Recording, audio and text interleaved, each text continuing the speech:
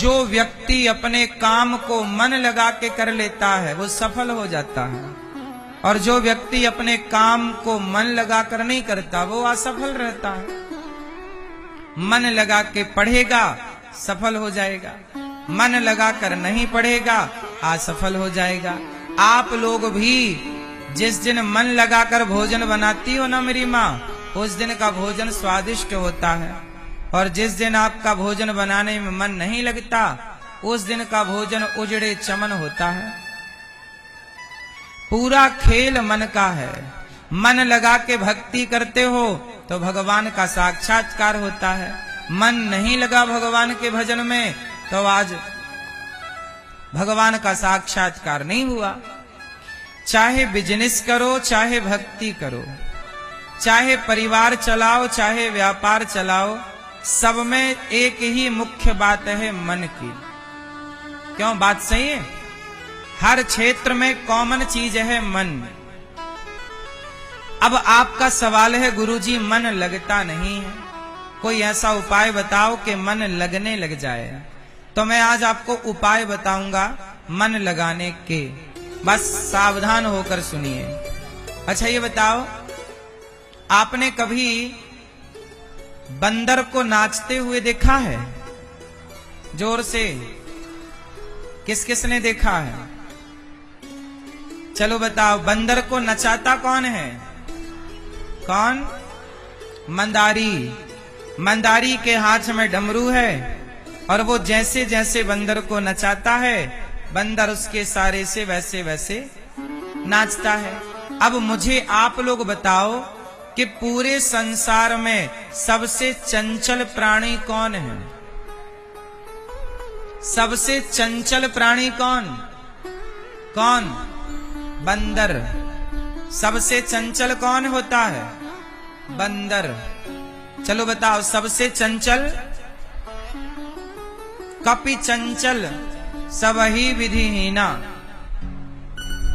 सबसे चंचल होता है बंदर। बोलो हाँ।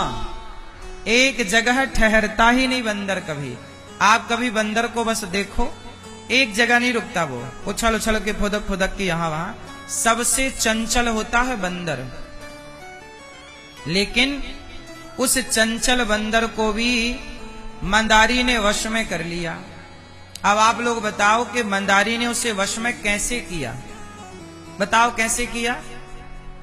जोर से कैसे किया मैया बताओ। ए मैया, चश्मा वाली मैया, चश्मा वाली बहन, बताओ। हाँ बताओ, वो मंदारी बंदर को वश में कैसे करता है? बोलो। हाँ आपसे पूछ रहे हैं, बताओ कैसे? डमरू बजा के? हाँ। मंदारी उस बंदर को कई महीने तक प्रैक्टिस कराता है। क्या कराता है? प्रैक्टिस। कई महीने अभ्यास कराता है।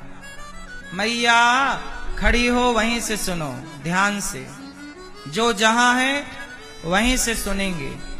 मंदारी बंदर को क्या कराता है?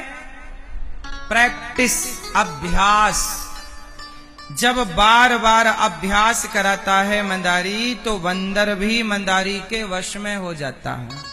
यदि बंदर मंदारी के वश में हो सकता है अभ्यास करने से, प्रैक्टिस करने से, तो आप भी अपने मन को वश में कर सकते हैं अभ्यास करने से। प्रैक्टिस कराइए मन को। मन लगता नहीं है, बंदर नाचता नहीं है, मंदारी उसे नाचने पर विवश कर देता है, मजबूर कर देता है। कैसे? अभ्यास कराता है। करत करत अभ्यास के जड़मति होत सुजान, रसरी यावत जात है सिल पर पड़त निशान। करने से क्या नहीं हो सकता, बस मन को लगाओ। कोई दूसरा कार्य ना हो, बस केवल मन एक जगह पर लगकर काम करे।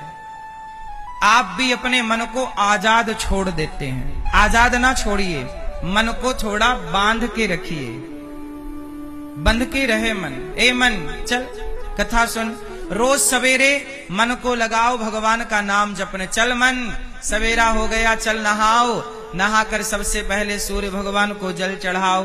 मन ना करे तो भी लोटा में जल भरो। सूर्याय नमः, आदित्याय नमः, भौमाय नमः, खगाय नमः, मित्राय नमः, भास्कराय नमः। ऐसे सूर्य भगवान के 12 नाम याद कर लो और सूर्य भगवान को जल चढ़ाओ। मन नहीं लगे तो भी थोड़ा गीता पढ़ो, मन नहीं लगे तो भी थोड़ी रामायण पढ़ो, मन नहीं लगे तो भी थोड़ा जाप कर लो। श्रीमन्नारायण श्रीमन्नारायण चरणौ शरणं प्रपद्ये, श्रीमते नारायणाय नमः। मन नहीं लग रहा है तो भी जाप कर लो थोड़ा, मन नहीं लग रहा है तो भी थोड़ा भक्ति कर लो, थोड़ा माँ बाप के पांव दबा लो। मन नहीं लग रहा है तो भी माँ के पांव दबा दो, पिता के पांव छू लो, प्रणाम कर लो बड़ों को। नहीं लग रहा है मन, कोई बात नहीं। बच्चे का मन नहीं लगता स्कूल में, फिर भी माँ उसे रोज भेजती है कि नहीं? बोलो हाँ। बच्चे का मन नहीं करता स्कूल जाने का, फिर भी माँ उसे रोज भेजती है। और भेजती है तो धीरे धीरे बच्चे का मन स्कूल में लगने लग जाता है। एक बार आप मन को भगवान में लगाने का मन तो बनाओ, मन अपने आप लगने लग जाएगा। आपने कभी मन को डांटा नहीं, आपने कभी मन को समझाया नहीं, आपने कभी मन पर कंट्रोल पावर बढ़ाया नहीं, कंट्रोलिंग पावर नहीं बढ़ाई। मन तो आप, अच्छा ये बताओ, मन हमारा गुलाम है कि हम मन के गुलाम हैं? बोलो मेरी माँ, आप मन के गुलाम हैं या मन आपका गुलाम है? सही क्या है? आप मन के गुलाम हैं। आप मन के गुलाम हैं। कितने लोग इस बात से सहमत हैं कि हम मन के गुलाम हैं? कितने लोग हाथ उठा के? अच्छा, अब बताओ, मन हमारा गुलाम है, इस बात से कितने लोग सहमत हैं? चलो बताओ, इन दोनों बातों में कौन सी बात सही है? सुनो, हम मन के गुलाम नहीं हैं, मन हमारा दास है, मन हमारा गुलाम है, मन हमारे अधीन है। इसलिए आप अपने मन को अपने कंट्रोल में रखो, क्योंकि आप बड़े हैं, मन बड़ा नहीं है। राजा कौन है? आप। आपका मन वहीं जाएगा जहां आप चाहेंगे। आप नहीं चाहेंगे तो आपका मन क्यों जाएगा? किसी स्त्री में आपका मन जा रहा है, किसी पुरुष में आपका मन जा रहा है, किसी व्यक्ति वस्तु में आपका मन जा रहा है, तो मन जा रहा है इसलिए क्योंकि आप जाने देना चाहते हैं। आप जरा रोक लो और मन पर कंट्रोल करो तो आपका मन क्यों जाएगा वहां? बोलो। अच्छा ये बताओ, सीता माता तक पहले रावण गया कि रावण का मन गया? बोलो। चोर चोरी पहले करता है कि चोरी का मन पहले बनाता है? बोलो। चोर चोरी का पहले मन बनाता है। बोलो हाँ। शराबी शराब पीने का पहले मन बनाता है। बलात्कारी बलात्कार करने के पहले बलात्कार करने का मन बनाता है। गंजेड़ी गांजा पीने के पहले गांजा पीने का मन बनाता है, योजना बनाता है। इंजीनियर घर बनाने के पहले घर बनाने का नक्शा बनाने का मन बनाता है। पूरा काम मन से होता है और मन वहीं वहीं जाता है जहां जहां हम चाहें। इसका मतलब है कि मन हमारा गुलाम है। हम चाहेंगे तो मन यहां जाएगा, हम नहीं चाहेंगे तो मन वहां नहीं जाएगा। इसलिए कहता हूं कि आप अपने पावर को बढ़ाओ और मन को अपना गुलाम बना के ए मन चल भगवान की भक्ति में लग, ए मन चल कथा में लग, ए मन चल सेवा में लग। आप ऑर्डर दो ना मन को। अब होता क्या है कि आपका मन जहां जाता है आप वहां चले जाते हैं, इसलिए आप मन के गुलाम बन चुके हैं, जबकि है वो आपका गुलाम, लेकिन मन इतना चतुर है कि मन ने आपको गुलाम बना लिया। जैसे अंग्रेजों ने हमें गुलाम बना लिया, भारत के लोगों को गुलाम बना लिया, ऐसे आपके मन ने आपको गुलाम बना लिया। और सुनो, रावण का मन गया सीता मैया की तरफ, उसके मन के जाने के बाद क्या हुआ? रावण सीता मैया को ले आया और रावण का सर्वनाश हो गया। ये जो मन है इसे ज्यादा आजादी ना देना, क्योंकि मन की आजादी सर्वनाश करा सकती है।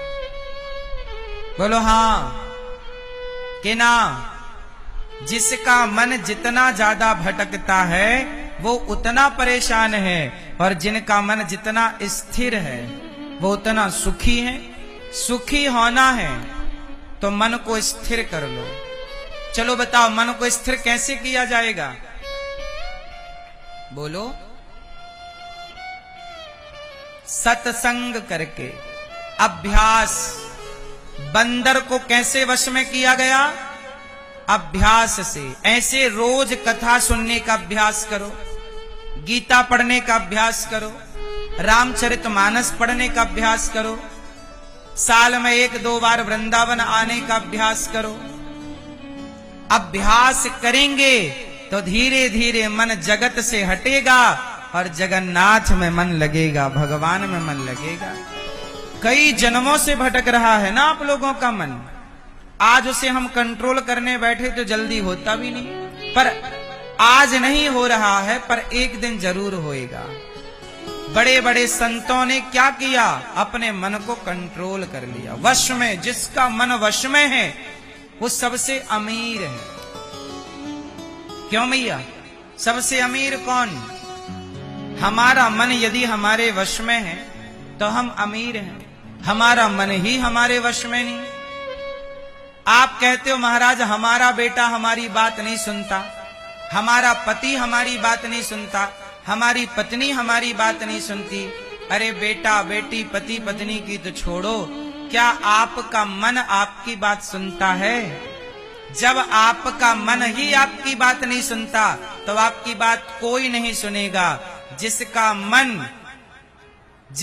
मन जो अपने मन को कंट्रोल कर लेता है, जो अपने मन को समझा लेता है, जिसका मन जिसकी बात सुनता है उसी की बात सब लोग सुनते हैं। यदि मेरा मन मेरे वश में है, मेरा मन तो मेरी बात सुनता है। सुनो मेरी माँ, मेरा मन तो मेरी बात सुनता है। मैं अपने मन से कहता हूं, मन दिन भर हम भगवान की चर्चा सुनते हैं, सुनाते हैं और भगवान का ही चिंतन करते हैं, और फिजूल का चिंतन करने का टाइम नहीं है। सेवा करते हैं, हम अपने मन को सेवा में लगाए रहते। चल मन वृद्ध माता के पांव दबा, चल हम पांव दबाते रहते, मन को लगाए रहते। चल मन अन्नदान कर, सेवा में लगाए रहते हैं। चल मन भगवान का नाम जप, तो हम अपने मन को लगाए रहते हैं अच्छे कामों में। हमारा मन हमारी सुनता है, आपका मन आपकी नहीं सुनता। क्यों? जब तक आपका मन आपकी नहीं सुनेगा तब तक आपका परिवार आपकी नहीं सुनेगा। आप सब हमारी बात सुन रहे हो ना? क्यों सुन रहे हो? क्योंकि हमारी बात हमारा मन भी सुनता है। हमारा मन हमारी सुनता है तो आप भी हमारी सुनते हैं। हमारा मन ही हमारी ना सुने तो आप हमारी क्यों सुने? इसलिए औरों को जीतने से पहले खुद को जीतना होगा। औरों पर कंट्रोल, औरों पर शासन करने के पहले खुद को खुद पर शासन करना होगा। बोलो हाँ। अच्छा ये बताओ, ताला को बंद करना हो तो चाबी बंद करती है, और ताला को खोलना हो तो कौन खोलता है? कौन सी चाबी? वही चाबी। जिस चाबी ने ताले को बंद किया वही चाबी ताले को खोलती है। उसी तरह ये मन चाबी है, ये मन चाबी है। इस मन को संसार में लगा दोगे तो ये मन आपको बंधन में डाल देगा, और मन भगवान में लगा दोगे तो मन भवसागर से मुक्त कर देगा, मोक्ष दिला देगा। ये मन ही बंधन है और ये मन ही मुक्ति है। अब देखना ये है कि मन लगा कहाँ है। क्यों जी, बात सही है? अच्छा ये बताओ, मीराबाई का मन कहाँ लगा है? जोर से, मीराबाई का मन कहाँ लगा? भगवान में। और आप लोगों का मन कहाँ लगा? कल मेरे पास एक मैया बोली प्रश्नोत्तरी में, यही कल प्रश्नोत्तरी में एक मैया बोली, गुरुजी मेरे बेटा नहीं है, 10 साल हो गए शादी के, बेटा नहीं है। लोग बड़ा ताना मारते हैं, परिवार के लोग हंसते हैं, संसार के लोग अपमान करते हैं। होता भी है, किसी को बेटा ना हो तो परिवार के लोग, समाज के लोग, दुनियादारी उसे जीने नहीं देते। क्या हुआ? हमने उस मैया से कहा कि मां, तुम जितने आंसू बेटे के लिए बहाती हो, इतने आंसू भगवान के लिए बहाओ तो तुम्हारा कल्याण हो जाए। बोली, महाराज हम आपके उत्तर से संतुष्ट नहीं हैं। क्यों संतुष्ट नहीं हो? क्योंकि आपने मन बना लिया है कि हमें पुत्र ही चाहिए। चलो ये बताओ आप सब लोग, पुत्र से अनमोल क्या इस संसार में कुछ नहीं है? उत्तर दो। क्या बेटे से बढ़कर इस धरती पर कुछ नहीं है? उत्तर दो। है या नहीं? बताओ बेटे से बढ़कर क्या है इस धरती पर? सारे लोग बेटे के लिए रोते हैं। किसी के बेटा ना हो बस वो रोता है या रोती है, बेटा नहीं है महाराज, बेटा नहीं है। अच्छा है, भगवान करे आपको बेटे हों, खूब बेटे हों, 10-20 हों, कोई दिक्कत नहीं। लेकिन एक बात समझने की है कि आप लोग रोते हैं कि बेटा हो, पर मीराबाई एक बार भी नहीं रोई कि बेटा हो। मीराबाई एक बार भी नहीं रोई कि बेटा हो। वो रोती हैं पर बेटे के लिए नहीं, भगवान के लिए। जो भगवान के लिए रो लेता है उसे फिर कभी किसी के आगे किसी के लिए रोना नहीं पड़ता। जो भगवान के लिए रोता है उसे फिर रोना ही नहीं पड़ता। और आप बेटे के लिए रोओगे तो बेटा मिल जाएगा। क्या बेटा मिल जाने के बाद नहीं रोना पड़ता? अरे जिनके बेटे हैं, गौरी गोपाल वृद्धाश्रम में हमारे पास ऐसी वृद्ध माएं हैं जिनके 2 बेटे हैं, किसी के 4 बेटे हैं, किसी के 5 बेटे हैं। 5 बेटे हैं फिर भी उन वृद्ध माताओं को रोना पड़ता। क्यों? बेटा मिल जाएगा फिर नहीं रोना पड़ेगा। कौन इसकी गारंटी लेगा? बोलो मेरी मां।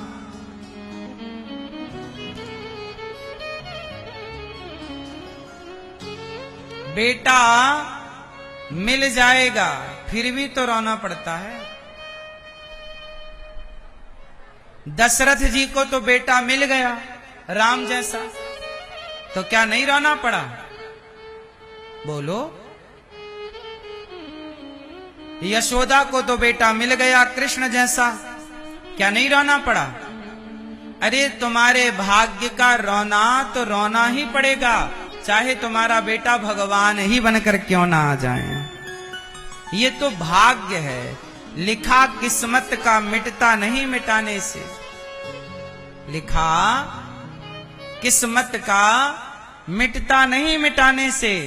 समय को काट लो भैया किसी बहाने से। जो मिलना है वो मिलेगा, जो नहीं मिलना वो नहीं मिलेगा। इसलिए जो मिल गया उसे पाकर प्रसन्न हो जाओ, नहीं मिला समझ लो कि ईश्वर की यही मर्जी है।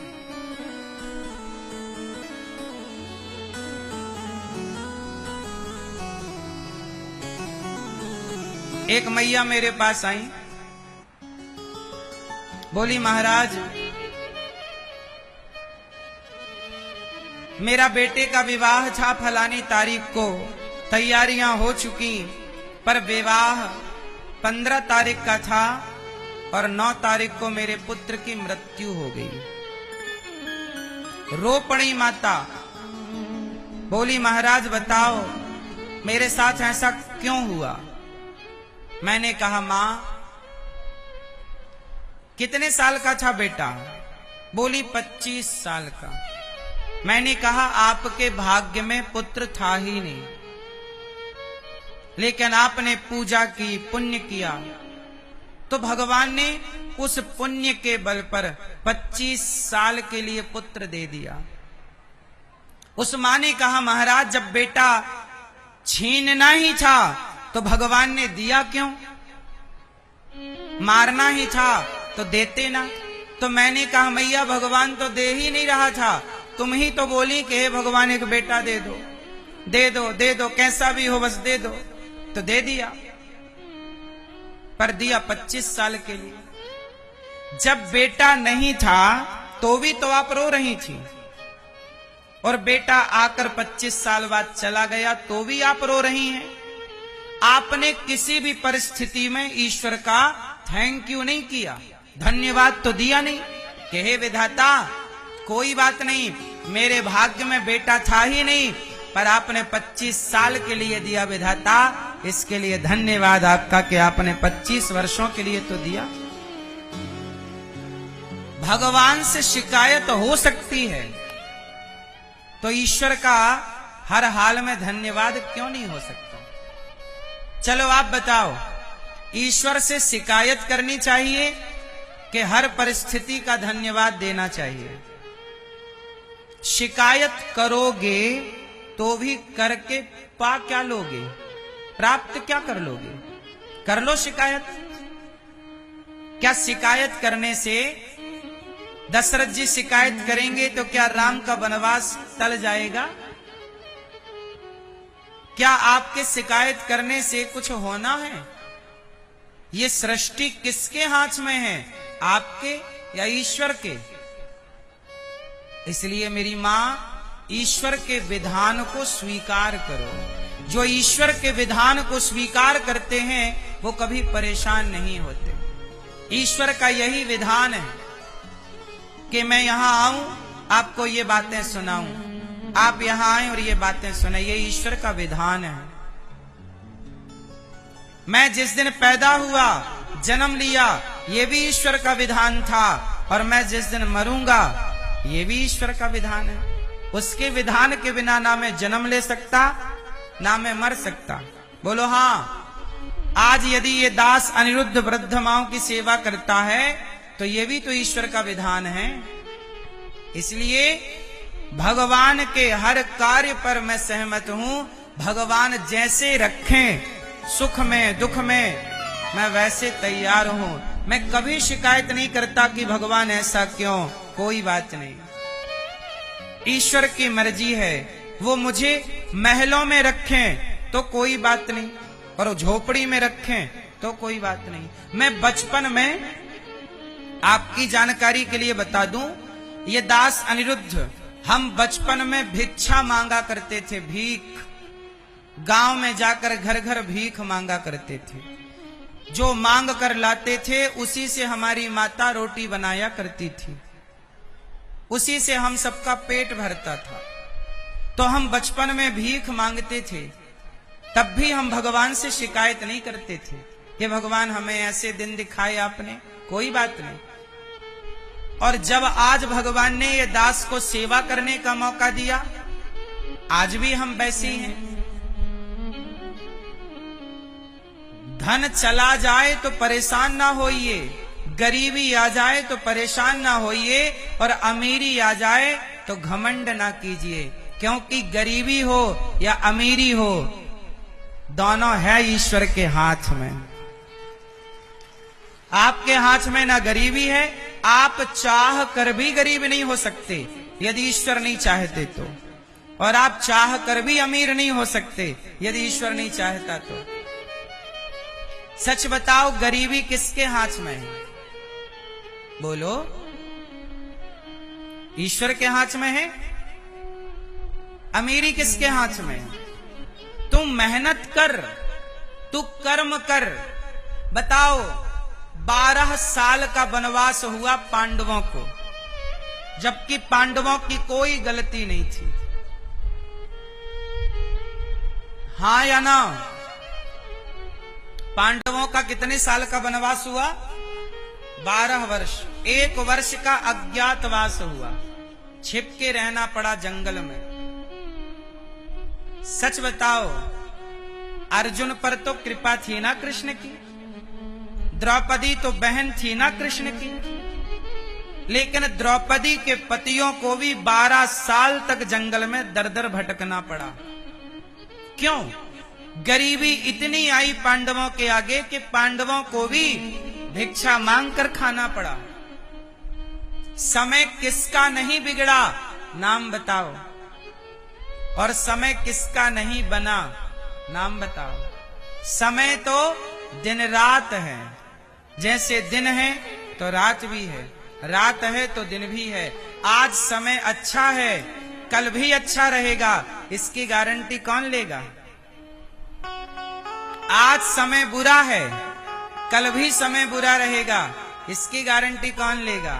इसलिए कहता हूं, अमीरी हो या गरीबी हो, अमीरी से मोहब्बत ना करना, गरीबी से मोहब्बत ना करना, ये तो दिन रात की तरह बदलने वाले हैं। मोहब्बत करना तो केवल भगवान से, कभी नहीं बदलता।